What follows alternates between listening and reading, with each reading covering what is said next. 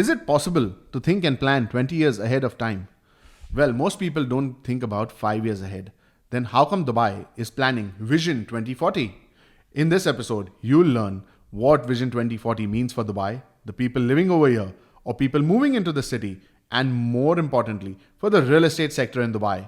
So before we go ahead in this episode, I request you please do subscribe, hit the notification bell, and like this episode. And please do leave your comments. I'd be really glad to hear them. And if you're listening to this on Apple or Spotify, please do subscribe and follow. So now let's straight get into this episode.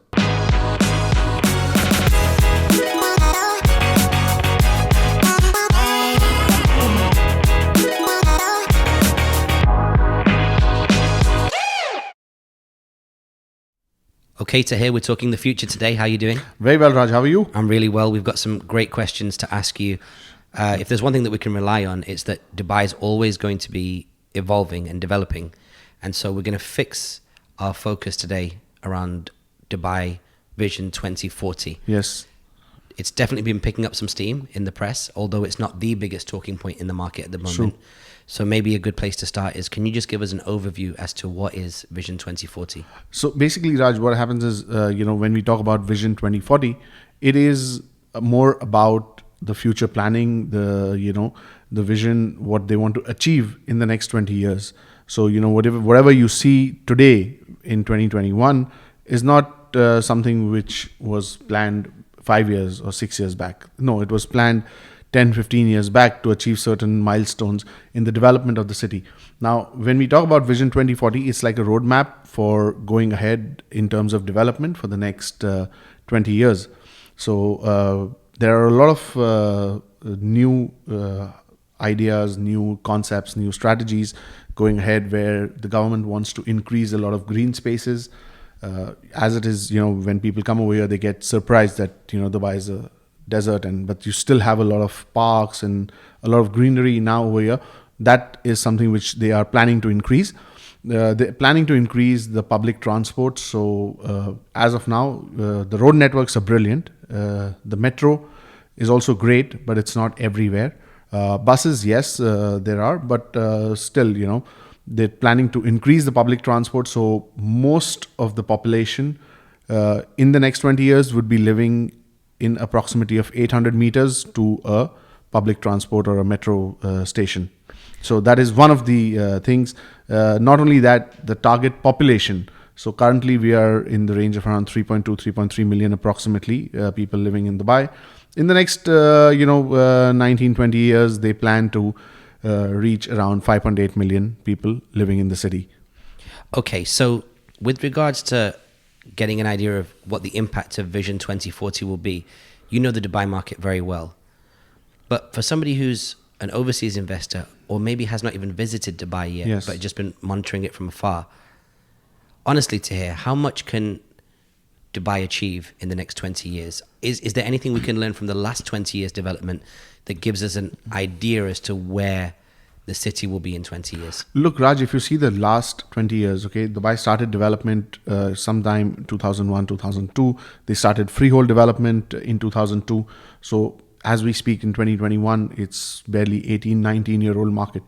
Not just a 18, 19-year-old market, even the city, if you see, that's the old part of the city. But if you see, whatever you see, the new attractions, whatever you see today as a tourist or as a person living over here, maybe the Burj Khalifa, the Dubai Mall, Dubai Marina, the Canal, whatever, the most of the attractions and the major, business hub today, they all have been created in the past 20 years. Now, if Dubai has achieved this in the past 20 years, they've definitely learned a lot of things. So when they say they're going to achieve something in the coming 20 years, I'm quite confident that it'll go as per the plan. Obviously, you see, these things are, this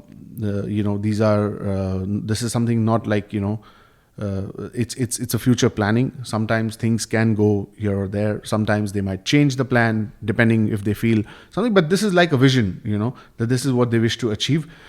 Some things during the course of time, they might feel, okay, it needs to be changed for the betterment. Something is not really working well in the favor. Obviously, those changes do come in. But as a city, it's definitely growing and it will grow. Could you speak then a little bit about when it comes to Dubai Vision 2040, how far Dubai is prepared to go to make it a success? You've spoken on previous podcasts about the fact that they would be prepared to leverage legal policy, federal changes, Yes. changes to visas. But for somebody who's not aware of how much of the core settings of the city the government is prepared to change, maybe you can give us an overview as to how far the government will go to ensure that infrastructurally and policy and federally it will achieve this goal. Look, Raj, if you see whatever changes they've been doing. Now, when we talk about this Vision 2040, the government has revealed this to the public today. Now, this is something not that they thought of yesterday and they announced it immediately. No, again, this is being planned from before. That okay, what do we do once we achieve this? What next? Now, if you see, the changes in the law in the company structure. So today, you can own a company. You could have a mainland company, 100% ownership in Dubai, which was not there previously. You have long-term visas, 3 years, 5 years, 10 years. The golden visas. Not only that, they've also announced they'll be granting citizenship. Now, all these changes, by the time this actually comes into effect and you start seeing the benefits of that, it's in the coming years. So already it's the preparation for Vision 2040. The metro stations, they've already started the metro till the Expo 2020 site, which is on the 1st of June will be operational. So these things, as we speak, it's still not everybody is using that, but in the future, yes, it will be used. So more or less, I believe they should, whatever the plans are, they will be more or less on track in trying to achieve the best possible. And that's what, Dubai has always been. The leadership over here, they've always been towards achieving the best possible. So today you see over here, you've got one of the best hotels, you've got the tallest building in the world, the biggest mall, you've got the world's largest fountain, the world's largest man-made island. So these things have been achieved in just a span of 2 decades. If you see a lot of major cities around the world in the last 2 decades, there'll be hardly any changes you'll be able to find. But Dubai has changed completely. So that's something which is, I believe they will more or less achieve a good milestone in the next few years. And before we deep dive into property, Yeah. let's just keep it fairly high level. What are some of the things that you think will accelerate the speed of change in the next 20 years? So we've obviously got things like technology, blockchain, the evolution of the internet, peace treaties and policies, additional tourism coming from new markets. What are some of the unique things about the next 20 years that you think will make the change and the evolution really, really kind of pronounced? Look, one is that, they've just started giving 100% ownership of businesses as well in Dubai mainland. Previously, people were doing it in free zones and other ways. But today, now, within Dubai, you can own 100% company as an expat. Can I just stop you there? Does that mean that the free zones could become a lot less competitive and should be, are they less of an option for somebody who's thinking about coming here, getting a visa and investing? Could be. That could be. But then again, it depends. Free zones have certain other, advantages. And for certain specific requirements or certain specific businesses, the free zones might attract them. But apart that, as, someone investing into a city, into a country, if he or she, they can own a business completely by themselves, gives them a lot of confidence. You don't need a local partner. Not only that, long-term visas. So these things have started now. So by the time these things become more common, it's going to take a few years for people to start coming and then getting these long-term visas, opening companies. So once it starts, it will definitely add to the momentum which is going on, and these things will help Dubai take it to the next level. And that's why these laws which have changed and stuff, that is now slowly changing people's perspective towards Dubai.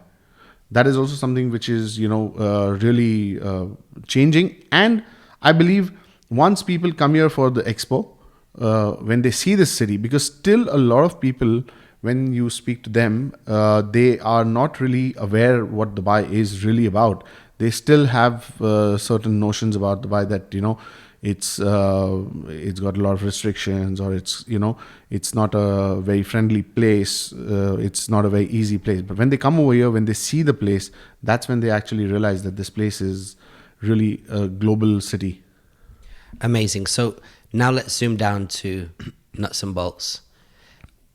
What does this mean for the property market? Obviously, with all these changes that we've just discussed in the beginning of this podcast, Yeah. it's going to be even harder to predict in its entirety what could happen to property prices and populations. But just from a sitting position today, 2021, what do you think? Look, Raj, one of the key things in the Vision 2040 is basically the target to increase the population of the city to, 5.8 million is the target, right, in the next 20 years.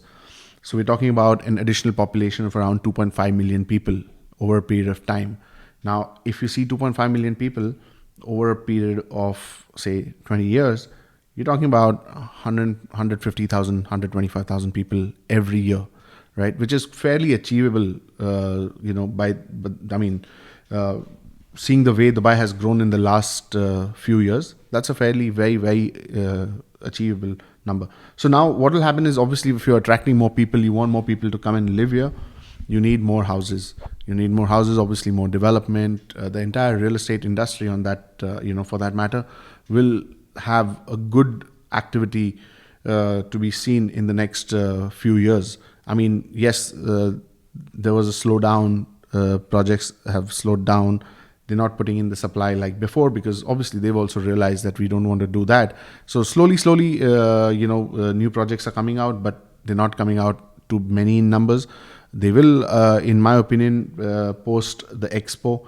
We will see some more nice launches coming in, more projects coming in, and there are master communities which are still to be completed. If you see the Dubai Creek Harbour, Dubai Hills, there's still development to be done. Dubai South, for that matter, where Expo 2020 is going to be held, that whole place also has a lot of development which is going to come around. In one of the previous Dubai real estate masterclass videos, you spoke about properties being made with a certain kind of occupant or tenant in mind. Yes. If you're talking about 150,000 net new people coming to the city over a 19-year period, does that mean that clearly Dubai is not just looking for increasing its population, but increasing its population long term? Yes. You need those people to not only come, but also stay. Yes. If 150,000 people decide to move here next year, but leave within 5 years, it's not going to contribute to the overall number. True. So what trends are you seeing in terms of real estate? Are we seeing lots of stuff now in terms of 1 and 2 bedroom apartments aimed at young couples who may want to build a life here? Will we see a phased approach from properties that people would normally live in for a short or medium period of time right up through to a longer period of time? And I'm asking this on behalf of investors who may want to get longer yields on their property investments. Look, Raj, one thing which is really nice about Dubai, that as a city, you have options of houses starting from as low as $100,000 going up to $30-40 million. Okay. There have been a lot of new concepts which are coming up, which have some of them are already ready, some are getting ready, aimed at young millennials, young entrepreneurs, people who are just moving to the city, do not want to spend a lot of money on their wherever they're staying. So even in terms of rental, these places are not so high. Even to buy these places, there are some good affordable options today in the city. And it's not just like in one place, 2 places, but in a lot of nice communities and in good communities, you have that. This is also attracting a lot of people from not just outside of the UAE, but also within the UAE. People, live in Sharjah, Ras Al Khaimah, other places, other Emirates, and they travel because they work in Dubai, because the rent was cheaper over there, or living in those cities was cheaper. So now we are also seeing a lot of people moving from there to Dubai because now it's become much cheaper, so they don't want to travel every day. So that's also there. Obviously, with the current trends, with work from home and all, we're also seeing a lot of co-living concepts where developers are developing a project which has a lot of features, facilities, and amenities as a common amenity for the residents, be it the owners or the tenants living over there, in terms of co-working spaces, cafes, breakout areas, good amenities, so a person can just work from the same place, but not necessarily from his own apartment, but can come down. They've got huge co-living spaces, work from there, want to carry out any meetings. They've got meeting rooms at their disposal. So that's something which we're seeing a lot of new developments like that. At the same time, a lot of new townhouses and villa communities are also coming up for people with larger families, want bigger areas. That's also something which we are seeing a lot of them coming up. Okay, so if you're looking at the Dubai market from outside, you might say to yourself, okay, this is a great vision to have. It's very ambitious. The intent is clearly good. And the things that Dubai is hoping to achieve in that time in terms of population growth, economic growth, these are all very good things for everybody involved. That being said, a skeptic might ask, how does Dubai manage to have such a high level of execution? And is this fueled by oil money, and could this be a vulnerability? No, look, this is something, a misconception which people have, that, Dubai has a lot of money and that's why it's able to build. There are a lot of countries which have a lot of money, okay? But it's about the execution. It's about the planning and the vision, the planning and execution. This is what has made Dubai what it is today. It's the leadership, it's the government, it's the will to do for the people. This is what has put Dubai today where it is. It's not about money. I mean, there are so many, I don't want to name countries, but there's so many countries who have a lot of money and they announce plans, but they're never able to do it because, they don't have that kind of execution. They don't have that vision. They don't have the plan. They don't know how to do it. It's not just about giving someone money. It's about knowing how to utilize that money. And it's also, one of the things is that this place is corruption free. It's, there are a lot of other countries where, people are facing issues with corruption and a lot of other things. So Dubai knows how to execute. Also, one thing which is really good about Dubai is they outsource the thing, whatever they don't know, to the best in the world. So they'll get the best of the architects, best of the contractors, developers, and tell them to build. So this is also a key in the development of Dubai. Using the best resources available around the world. So that's why you see so much development happening and on time.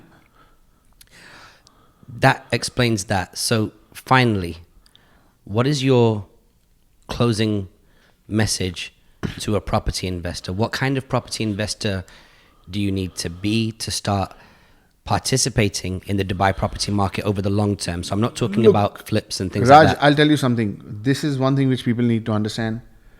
Invest into Dubai thinking about the long term. People who've lost money in Dubai are the people who invested with a short-term vision. Because the vision of Dubai is long-term. It's not a short-term vision. The vision of the city is long-term. So if you stay with that vision and you invest into the long-term, you will benefit in the long-term. But if you think about the short-term, 1 year or 6 months or few months, whatever, you're not going to make money. You think with the long-term, invest with the long-term view, you're definitely going to be a winner. Because the city is going to win, you will win along with the city. And so if you are looking for any kind of short-term benefits, you've obviously got the lifestyle, the tax-free nature. Yeah, I currently, mean, the look, safety. there is a good ROI. Still, Dubai is one of the best ROIs you can get in a city around the world, amongst the major cities in the world. In terms of what yield or In terms of yield, okay, you still can easily make 5, 6, 7% net ROI on your property, which is tax-free, which very few markets in the world would give you, and especially safe, secured global markets. I'm saying, so that is still good. Yes, there's capital appreciation as well, but at the same time, you need to wait for that. People who invest with a long-term vision, they're definitely going to win, because there's going to be a lot of new things coming up post-Expo, in my opinion. And from one thing which I know, that this city doesn't stop. amazing. Well, I think considering how early the messaging is in and around Dubai 2040, how early we are in that process, I think that's given a huge insight into anybody listening right now. I didn't know about the population number that they were trying to reach towards. So even that was a shock for me. And we've got so many questions that we wanted to ask you today. So thanks for answering all of them. Go ahead and let folks know where they can contact you. So they can contact me on any of my social media handles. You could email me on tahir@trustedhomesdubai.com, and I'm always happy to help. Brilliant. Read us out. Hey guys, thanks for watching this video. If you're watching this on YouTube, please do like, subscribe, leave your comments, and hit the notification bell so you can stay updated. If you're listening to this on Apple Podcasts, please do give us a 5-star rating and a review. This really helps us getting discovered. Spotify listeners, please do follow, and I hope to see you in Dubai very soon.